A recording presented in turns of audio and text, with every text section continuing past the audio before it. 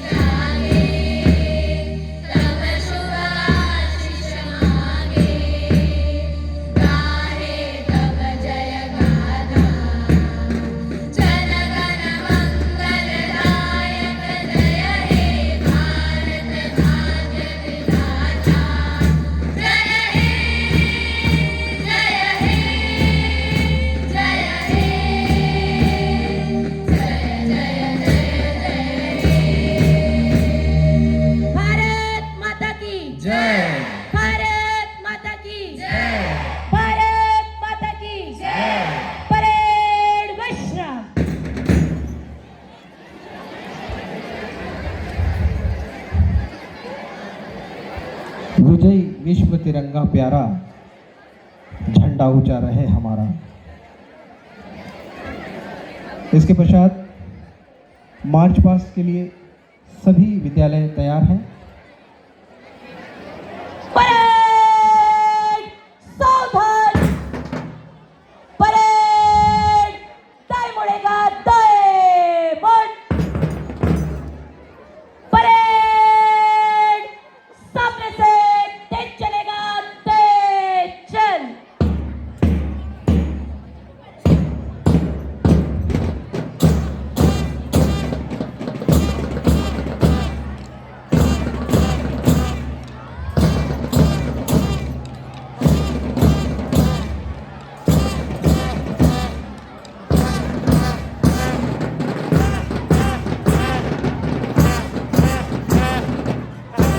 और ये march past के लिए सभी विद्यालयों का दस्ता ध्वजारोहण स्थल इस समय आते ही महाप्रबंधक महोदय तैयार है उनकी सलामी में। सबसे पहले जो नए मुन्नों को आप देख रहे हैं, ये है हमारे अपने अंकुर विद्या मंदिर के स्वामी। अंकुर विद्या मंदिर में विश्वास करता है every child equal, every child has capacity. सदे हुए कदमों के साथ छोटे छोटे बच्चों का अनुशासन हमें महसूस कर रहा है कि जैसे कह रहे हो कि समझदार लिखो या अनजान लिख देना, सदा बरकरार रहे हमारा ईमान लिख देना, और हमारा स्वाभिमान ही हमारी पहचान है दोस्तों। तुम सफर पर हमारे हिंदुस्तान को जोरदार तालियों से स्वागत करते हैं। बहुत ही खूबसूरती के साथ में गुजरता हुआ ये काफिला नए मुंडों का, और इसके सजे हुए कदम बता रहे हैं कि इसके कदम हमेशा सफलता की ओर अग्रसर रहेंगे। आप सभी को शुभकामनाएं देते हैं बच्चों। गणतंत्र दिवस की इस अवसर पर आपका ये जोश और आपका आनंद हमें आनंदित कर रहा है। इसके पश्चात जो दस्ता आप देख रहे हैं वो है जिला परिषद हाई स्कूल का दस्ता, अपने ऊपर ध्वज के साथ। जिला परिषद हाई स्कूल जो कि विश्वास करता है एजुकेट टू एम्पावर को, कि ना पूछो ज़माने से क्या हमारी कहानी है, हमारी पहचान तो बस इतनी है कि हम सब हिंदुस्तानी हैं। जोरदार तालियों से अभिनंदन करें। कितना अनुशासन और कितना समर्पण हमें देखने मिल रहा है आज के इस कार्यक्रम में। और इसी के पीछे चला आ रहा है, अपना परचम उठाए धर्मपेट स्कूल का काफिला। धर्मपेट स्कूल जिनका मोटो है एजुकेशन फॉर एक्सीलेंस।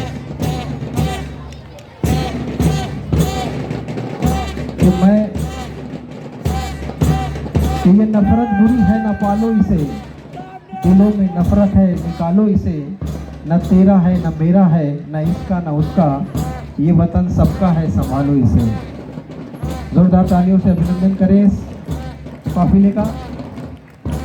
उसी के ठीक पीछे चला आ रहा है राष्ट्रीय माध्यमिक हिंदी विद्यालय का ये दस्ता, अपने शाला के परचम को लहराते हुए अपने स्कूल हेड के साथ ये छात्र छात्राओं का अनुशासन देखते ही बनता है आज के गणतंत्र दिवस के इस कार्यक्रम में।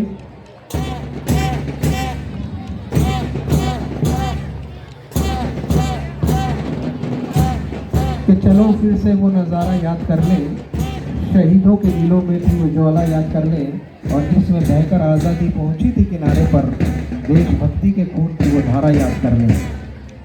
इसके पश्चात केंद्रीय विद्यालय का ये दस्ता बड़े ही अनुशासन के साथ और सजे हुए कदमों के साथ जोरदार तालियों से अभिनंदन।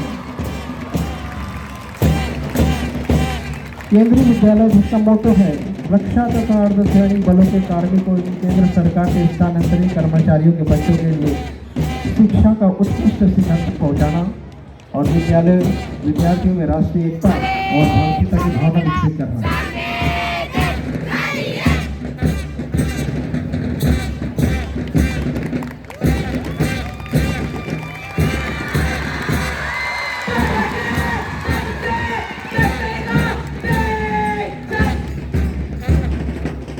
केंद्रीय विद्यालय का ये दस्ता और जो बैंड आप देख रहे हैं वो भी केंद्रीय विद्यालय का है।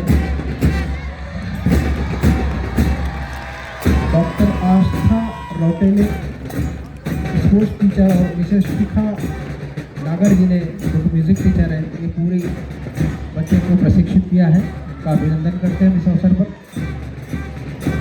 बहुत ही अनुशासन के साथ, बड़े उत्साह के साथ और दिल में उमंग के साथ आज के इस गणतंत्र दिवस पर यहाँ सभी बच्चों का उत्साह देखने योग्य है। सभी विद्यालयों के छात्र छात्राओं ने मार्च पास्ट को बहुत ही खुशनुमा बना दिया और ये उत्साहजनक माहौल आज के गणतंत्र दिवस के आनंद को द्विगुणित करता है।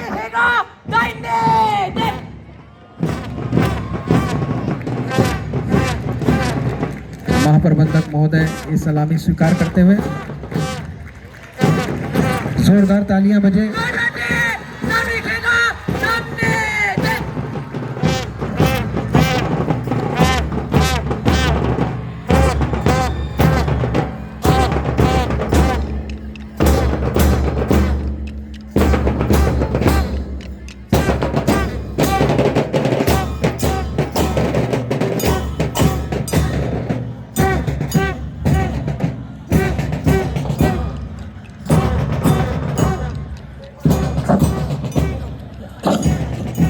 सभी विद्यालयों के छात्र छात्राओं के द्वारा यह मार्च पास्ट का प्रदर्शन और उनके सलामी स्वीकार की हमारे कार्यक्रम के मुख्य अतिथि परम श्रद्धेय श्री राजीव गुप्ता साहब, महाप्रबंधक महोदय, आयुध निर्माणी अंबाझरी यंत्र India limited,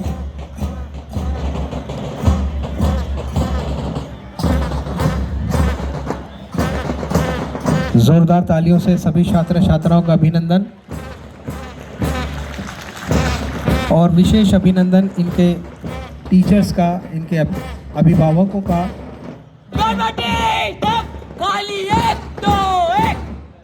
parade time मुड़ेगा, time मुड़। सभी एक साथ बैठ जाएंगे।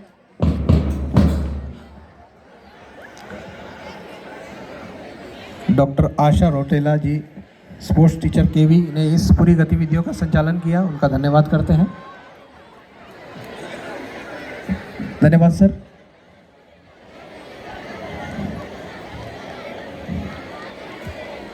इसके पश्चात हमारे आज के कार्यक्रम के प्रमुख अतिथि माननीय श्री राजीव गुप्ता साहब, महाप्रबंधक महोदय हमारे बीच उपस्थित हैं। उनकी गरिमामय उपस्थिति हमें हमेशा से ही उत्साह का संचार करती रही है। आज इस अवसर पर उनके आशीर्वचन भी हमें निश्चित रूप से एक नई दिशा प्रदान करेंगे। मैं आप सभी की जोरदार तालियों के बीच उनका स्वागत करता हूं। एक बार हम उन्हें आमंत्रित करेंगे यहाँ पर उनके अभिभाषण के लिए।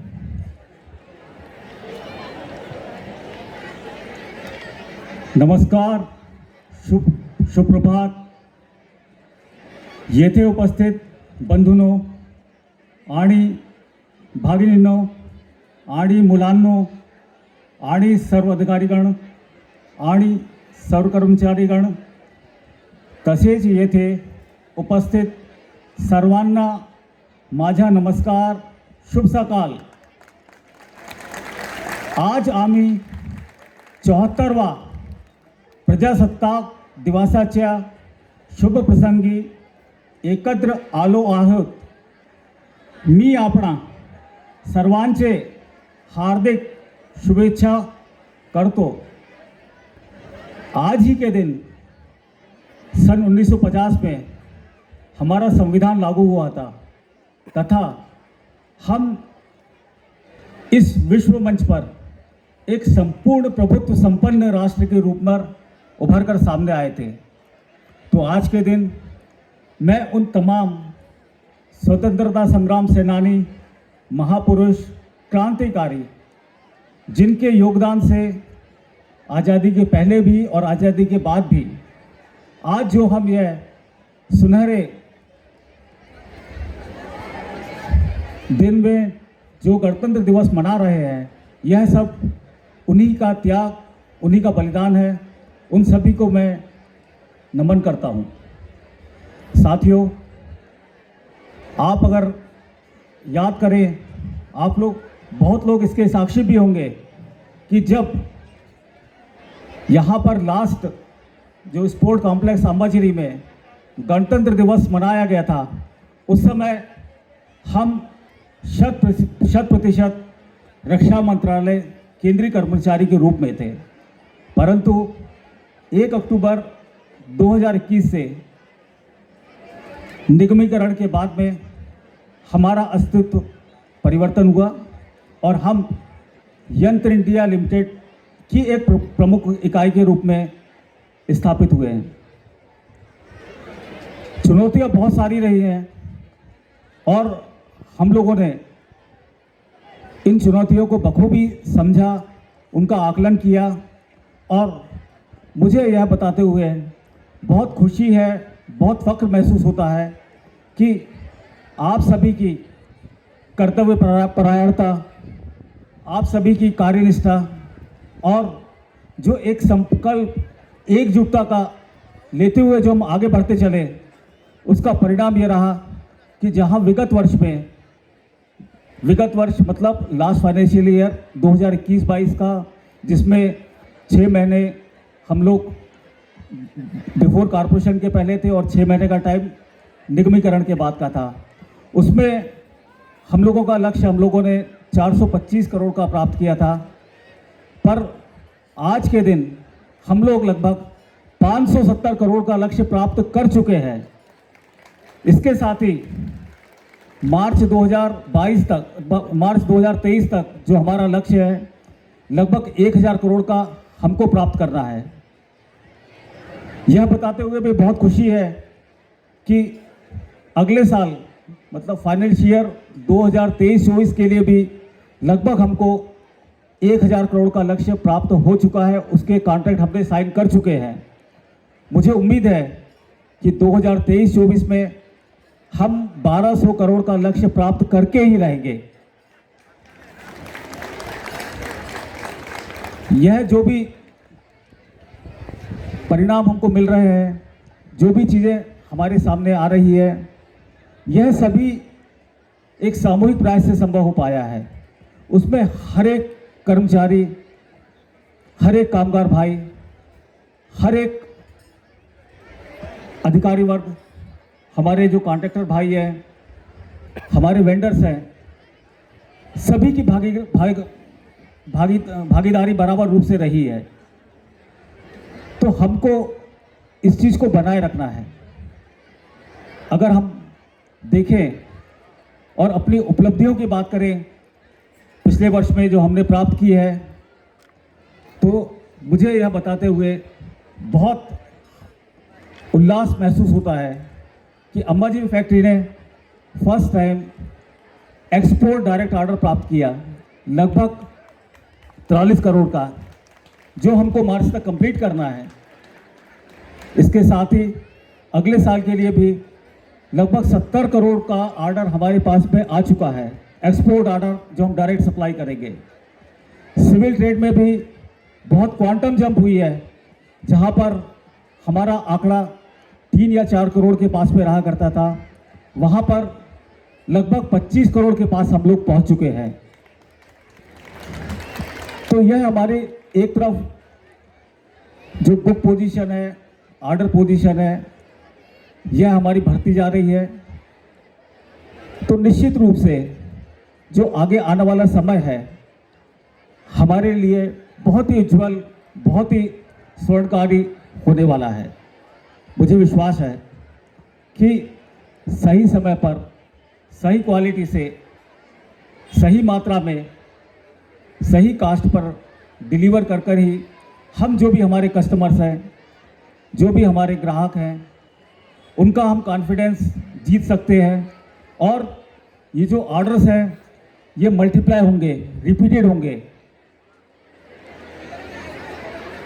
अगर हम बात करें इस वर्ष की उपलब्धियों के बारे में, तो ऑर्डिनेंस फैक्ट्री अंबाझिरी को राष्ट्रीय स्तर पर ऊर्जा संरक्षण अवार्ड ऑर्डिनेंस फैक्ट्री कैटेगरीज में अवार्ड प्राप्त हुआ है। 41 फैक्ट्रियों में से हम नंबर 1 पे रहे हैं। महामहिम राष्ट्रपति श्रीमती द्रौपदी मुर्मू जी की अध्यक्षता में एक रंगारंग प्रोग्राम विज्ञान भवन में आयोजित किया गया था, जिसमें से इस पुरस्कार से ऑर्डिनेंस फैक्ट्री अंबाझिरी को नवाजा गया। तो यह बहुत फख्र है कि हम जितने भी क्षेत्र हैं, चाहे वो जल संरक्षण हो, चाहे ऊर्जा संरक्षण हो, चाहे हमारे कोई भी स्फीयर हो, हम फैक्ट्री की बात करें, बाहर एनवायरनमेंट की बात करें, सब जगह हमको अपने कदम आगे से आगे बढ़ाए चलते जाना है। जितने भी यहाँ पर बच्चे हैं, आप ही लोग आगे आने वाले समय में नागरिक एक बहुत कुशल नेतृत्व करेंगे।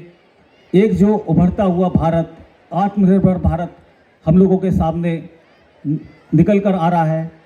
तो मुझे पूर्ण उम्मीद है, पूर्ण विश्वास है कि जो हमारे प्रधानमंत्री जी ने सपना देखा है कि 2047 में हम विश्व की प्रमुख पावर के रूप में उभर के निश्चित रूप से आएंगे, और वो संभव हो पाएगा।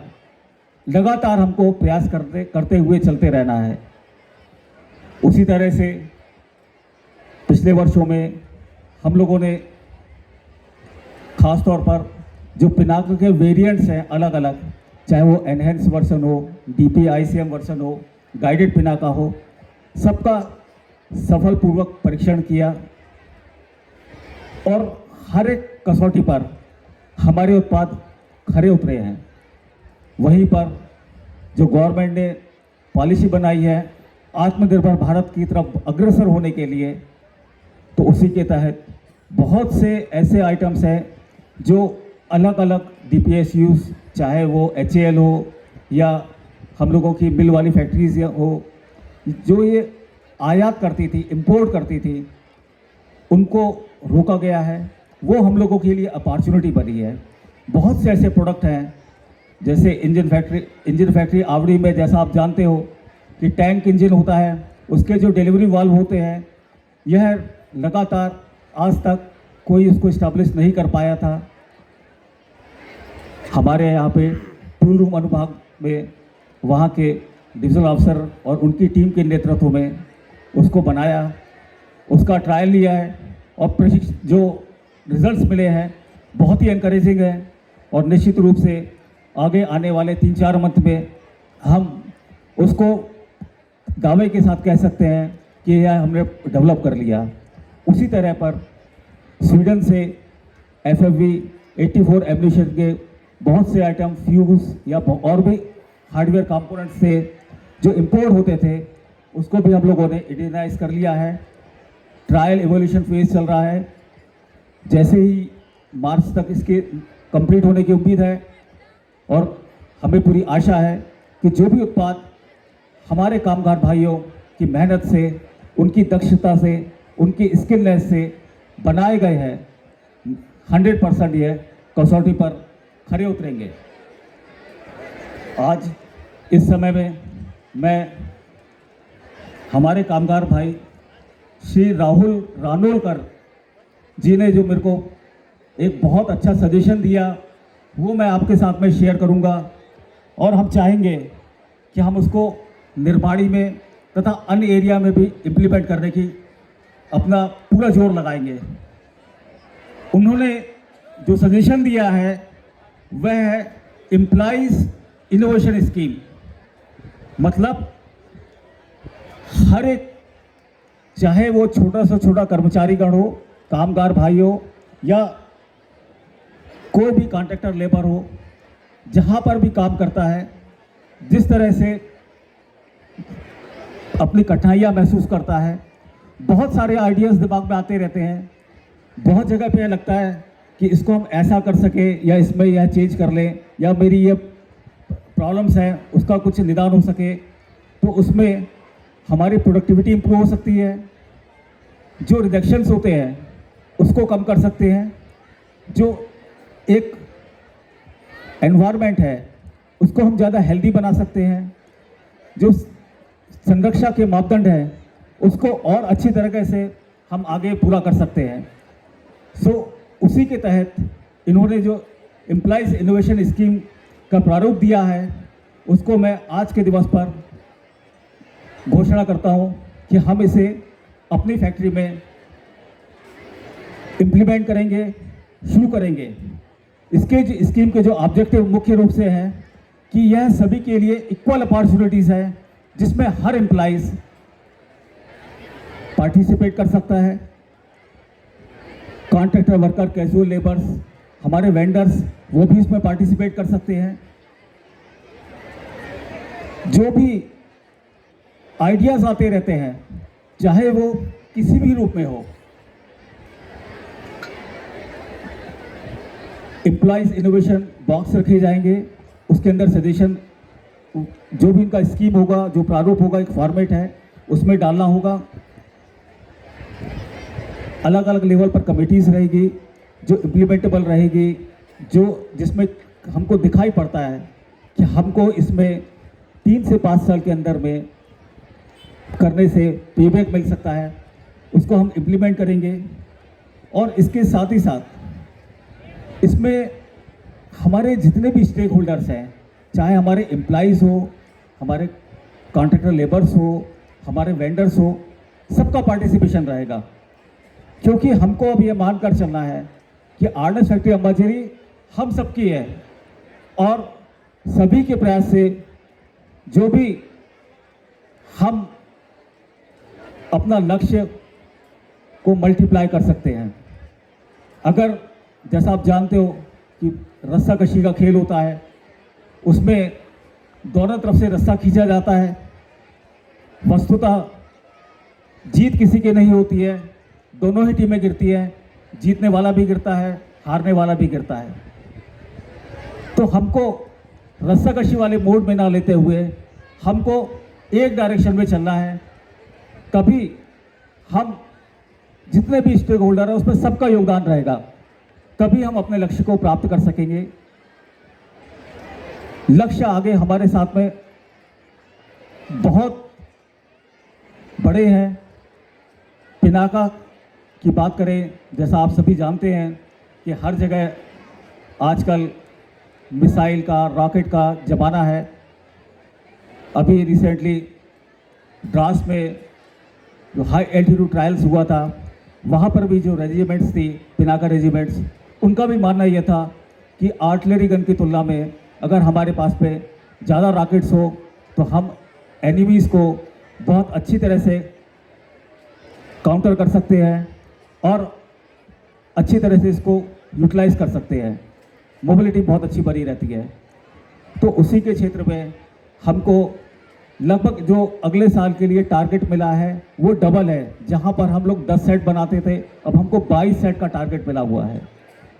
तो ये सब हम अपनी प्रॉपर प्लानिंग, अपने वर्कमैन की कार्यदक्षता से ही इन सब चीज़ों को प्राप्त करने में संभव है। हमारी कैपेसिटी है, हमारे जितने भी खास तौर पर मेंटेनेंस के कर्मचारियों का विशेष योगदान रहा है इस दिशा में। शैल मशीन्स में बहुत सारी मशीनें थी जो नहीं किसी कारणवश यूज़ हो पा रही थी। बच्चे को देखिए।